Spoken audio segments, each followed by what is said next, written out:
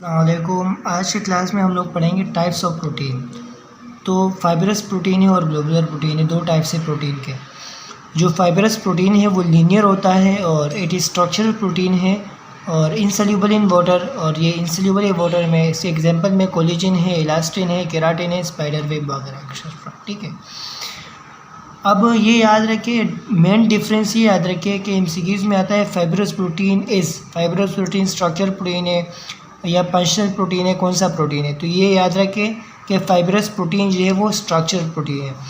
ये एक ऐसा प्रोटीन है जो कि हमारे बॉडी को एक कंप्लीट स्ट्रक्चर देता है, जिससे कि हमारे नेल्स, हमारे हेयर्स एक केराटिन प्रोटीन से बना हुआ है। एक केराटिन प्रोटीन से हमारे हेयर्स और हमारे नेल्स बने हुए हैं। तो यानी इस प्रोटीन ने हमें एक स्ट्रक्चर दिया है, हमारे नेल्स को, हमारे हेयर्स को। तो इसलिए हम लोग जो इसको क्या कहते हैं, फाइबरस प्रोटीन यानी स्ट्रक्चर देने वाला प्रोटीन यानी स्ट्रक्चर में आता है। जो स्पाइडर वेब का आप लोगों ने वेब देखा होगा स्पाइडर का, वो भी एक स्ट्रक्चर ही होता है ना। जैसे कि वो जो वेब होता है ना, वो जो मकड़ी वगैरह बनाता है, वो भी जो अपना वेब बनाता है वो ना, वो दरअसल एक प्रोटीन से बनाता है। ठीक है, और वो प्रोटीन जो है वो फाइबरस प्रोटीन होता है। दूसरा हमारे पास है globular protein. It is spherical and three dimensional. It is functional protein. और ये याद रखिए कि ग्लोबुलर प्रोटीन जो है वो फंक्शनल प्रोटीन है। ठीक है, soluble in salt, acid, base and alcohol medium. इसके एग्जांपल में हमारे पास है एंजाइम, हीमोग्लोबिन, टायरोक्सिन, लाइसोजाइम। एमसीक्यूज में ये याद रखें, जो इंसुलिन है, आप लोगों ने अगर सेकंड ईयर में पढ़ा होगा ना, तो सेकंड ईयर में आप लोग कंफ्यूज ये होंगे कि आप लोगों ने वह पढ़ा होगा कि जो है हमारे पेनक्रियास से दो हार्मोन निकलते हैं, एक इंसुलिन होता है, एक ग्लूकागोन होता है। ग्लूकागोन जो है वो क्या करता है, ग्लूकोज लेवल को ज़्यादा कर देता है, और इंसुलिन जो है ग्लूकोज लेवल को डिक्रीज़ करता है। तो आप लोग ये समझ रहे होंगे कि ये तो मतलब फंक्शनल प्रोटीन है, ये तो होना चाहिए किस चीज़ में, तो होना चाहिए ग्लोबुलर प्रोटीन में।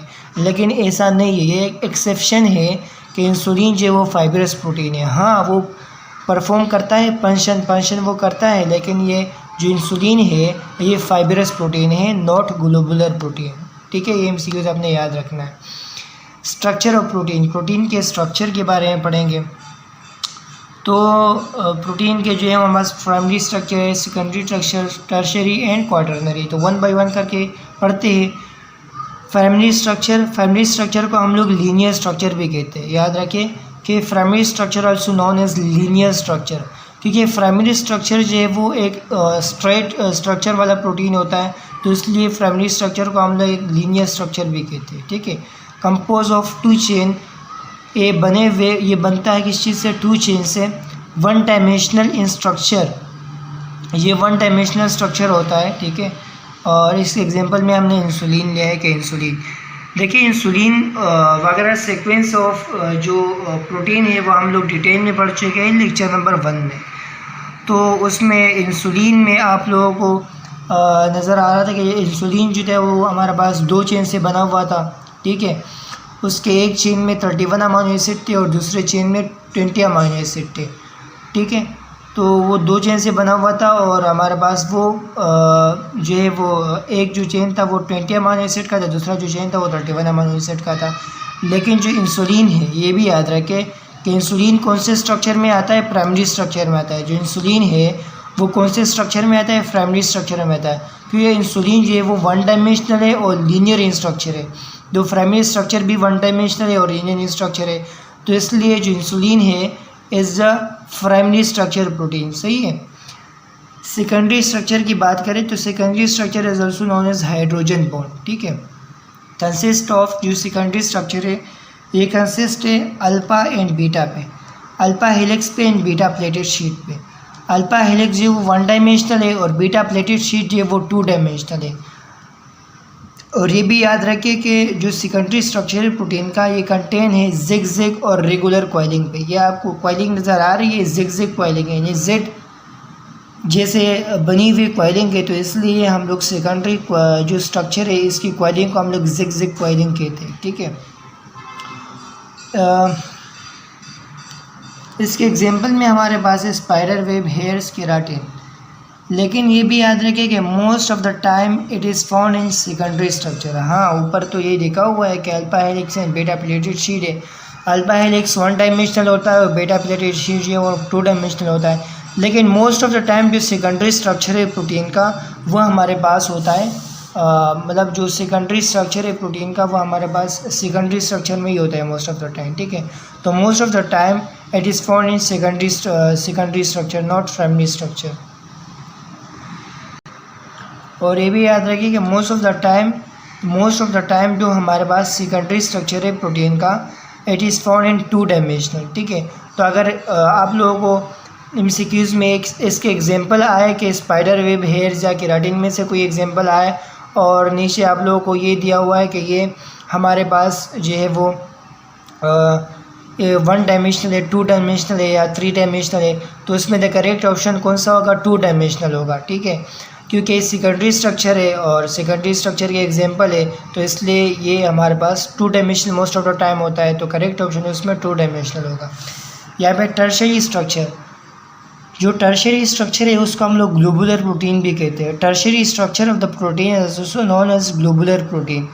It is form by the super folding of secondary structure. दरअसल सेकेंडरी स्ट्रक्चर जब सुपर फोल्डिंग होती है सेकेंडरी स्ट्रक्चर की तो उससे ही टर्शियरी स्ट्रक्चर बन जाता है। ठीक है, इट इज़ 3 डायमेंशनल। और ये भी याद रखिए जो टर्शियरी स्ट्रक्चर है ये 3 डायमेंशनल है। 2 डायमेंशन जो है वो सेकेंडरी स्ट्रक्चर था, जबकि टर्शियरी स्ट्रक्चर जो है वो 3 डायमेंशन में पाया जाता है। It contain hydrogen ionic and disulphide bond. और ये बॉन्डिंग आपने याद रखनी है कि जो टर्शियरी स्ट्रक्चर है वो कौन सी बॉन्डिंग जो है वो कंटेन करता है, तो hydrogen ionic and disulphide bonding जो है वो कंटेन करता है। इसके एग्जांपल में हमारे पास है लाइसोजाइम एंड थायरोक्सिन। तो लाइसोजाइम एंड थायरोक्सिन जो है वो टर्शियरी स्ट्रक्चर है। ठीक है, और ये भी आप लोगों को समझाऊँ कि जो लाइसोजाइम और थायरोक्सिन था वो हमारे पास ऊपर आप लोगों ने अभी पढ़ा कि जो लाइसोजाइम है और जो थायरोक्सिन है ये ग्लोबुलर प्रोटीन भी है, यानी मतलब काम करने वाले प्रोटीन भी है। तो इसलिए हमारे पास यहाँ पे जो टर्शियरी प्रोटीन है इसमें लाइसोजाइम एंड थायरोक्सिन है। लाइसोजाइम करता क्या है? लाइसोजाइम जो किल करता है बैक्टीरिया को, और जो थायरोक्सिन है वो इंक्रीज़ करता है मेटाबॉलिज्म को। ठीक है, क्वाटरनरी प्रोटीन में हमारे पास है it is form by the combination of 2 tertiary structure bye hydrophobic interaction. Quaternary protein जो है वो 2 टर्शियरी स्ट्रक्चर जब कंबाइन होते हैं हाइड्रोफोबिक इंटरेक्शन की मदद से तो उससे क्वाटरनरी स्ट्रक्चर जो है वो बन जाता है। It is also 3 dimensional. जो क्वाटरनरी स्ट्रक्चर है प्रोटीन का ये भी 3 डायमेंशनल है। ठीक है, इसके एग्जांपल में हमारे पास हीमोग्लोबिन आता है। लेकिन याद रखिए क्वाटरनरी स्ट्रक्चर भी 3 डायमेंशनल है और जो टर्शियरी स्ट्रक्चर है जो क्वाटरनरी स्ट्रक्चर है ये भी हमारे पास 3 डायमेंशनल है और जो टर्शियरी स्ट्रक्चर है ये भी 3 डायमेंशनल है। लेकिन इसमें मोस्ट ऑफ द टाइम जो मोस्टली 3 डायमेंशनल स्ट्रक्चर में पाया जाता है वो दरअसल टर्शियरी स्ट्रक्चर होता है। तो अगर एमसीक्यूज़ में ऐसा आ जाए कि which of the following is 3 dimensional, which of the following is 3 dimensional structure, इनमें से कौन सा जो 3 डायमेंशनल स्ट्रक्चर है, तो इसमें आपको क्वाटरनरी स्ट्रक्चर भी नज़र आ रहा है, टर्शियरी स्ट्रक्चर भी नज़र आ रहा है और सेकेंडरी स्ट्रक्चर भी नज़र आ रहा है। लेकिन इसमें जो करेक्ट ऑप्शन होगा वो टर्शियरी स्ट्रक्चर का होगा। ठीक है, क्योंकि tertiary structure most of the time almost जो है वो 3 डायमेंशन में ही होता है। अब है सिकल सेल एनीमिया। ये दरअसल डिसऑर्डर है प्रोटीन से रिलेटेड, सिकल सेल एनीमिया। तो abnormality in haemoglobin due to change in 1 amino acid called sickle cell anaemia.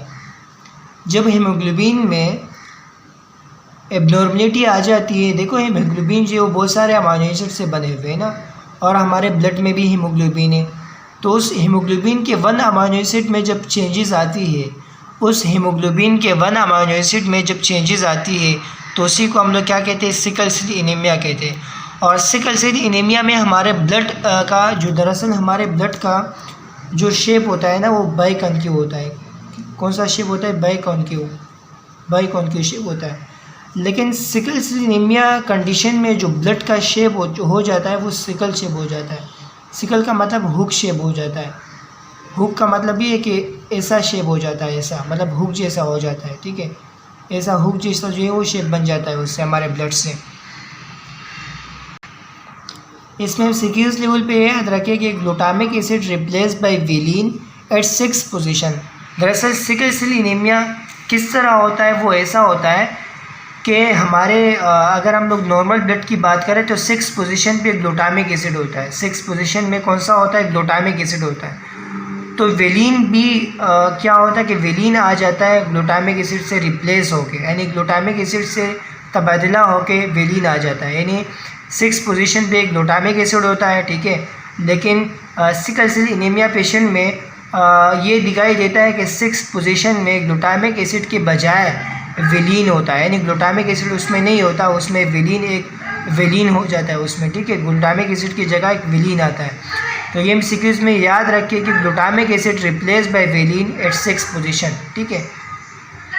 It is haematological disorder, और हमारे पास सिकल सेल एनीमिया जो है वो हेमाटोलॉजिकल डिसऑर्डर है, यानी ब्लड से रिलेटेड डिसऑर्डर तो हेमाटोलॉजिकल डिसऑर्डर है। It occur due two point mutation, और हमारे पास ये किसकी वजह से होता है, पॉइंट म्यूटेशन की वजह से होता है।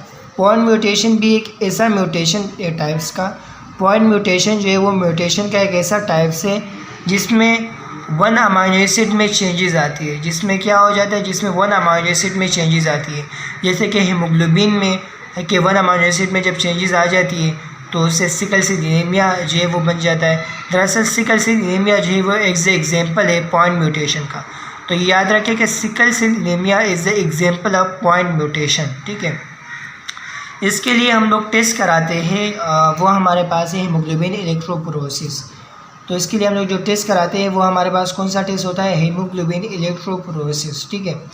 दरअसल ये टेस्ट एक ऐसा टेस्ट होता है ना जिसमें हीमोग्लोबिन लिया जाता है और एक मशीन में हम लोग उसको जो वो इंटर करा देते हैं, तो फिर हमें ये पता चल जाता है कि उसमें फिर सीक्वेंसेस वगैरह पूरा आ जाती है हीमोग्लोबिन की, अमाइनो एसिड की। तो फिर हम देखते हैं कि 6 पोजीशन में कौन सा है। तो जब ये हम लोग देख लेते हैं कि 6 पोजीशन में ग्लूटामिक एसिड की बजाय वेलिन है, तो हमें ये कंफर्म हो जाता है कि ये पेशेंट जो है वो सिकल सेल एनीमिया पेशेंट है, ठीक है। सिम्टम्स इनके ये होते हैं कि ऑन एंड ऑफ पेन। दरअसल पेन का ऑन होना और ऑफ होना ये उनमें होता है, ठीक है। इंडिकेशन जो है वो हाइपरटेंशन, यानी वो बहुत फूले हुए सांस लेंगे। हाइपरटेंशन यानी बहुत ज़्यादा, मतलब बहुत ज़्यादा जो है वो सांस लेंगे, ठीक है। हाइपरटेंशन इंडिकेशन जो है उनकी हाइपरटेंशन होगी। Provide thrombolytic drug such as aspirin. हम लोग फिर क्या करते हैं कि सिकल सेल एनीमिया पेशेंट को हम लोग थ्रोम्बोलाइटिक ड्रग भी देते हैं। थ्रोम्बोलाइटिक ड्रग का मतलब ये है कि वो ड्रग्स, वो मेडिसिन जो कि एक ब्लॉकेज को ओपन करा देते, क्योंकि सिकल सेल एनीमिया में ये मिलता है कि ब्लॉकेज वगैरह ये होती है, यानी ब्लड जो है वो सिकल से हो जाता है, तो उसकी वजह से ब्लड जो है वो उसका फ्लो होना जो है वो बहुत ज़्यादा हार्ड हो जाता है, तो इसलिए ब्लॉकेज होती है। तो उस ब्लॉकेज के लिए जो है हम लोग एस्पिरिन मेडिसिन देते हैं उस पेशेंट को। और ये इंपॉर्टेंट MCQs है, इससे रिलेटेड ये याद रखिए कि severe deficiency of protein called kwashiorkor disorder. जब सिवियर डिफिशिएंसी होती है प्रोटीन की, तो उस डिसऑर्डर को हम लोग क्वाशोरकर डिसऑर्डर कहते हैं। In solution of amino acid dash is form, so in solution of amino acid jitter ion is form. When blood do not pass out, the condition is called ischemia. जब blood pass out नहीं होता तो उस condition को हम लोग ischemia कहते हैं। When oxygen lack in blood called hypoxia. जब ऑक्सीजन जो है वो ब्लड में लेक होता है, यानी ऑक्सीजन की कमी होती है जब ब्लड में, तो उस कंडीशन को हम लोग हाइपोक्सिया कंडीशन कहते हैं।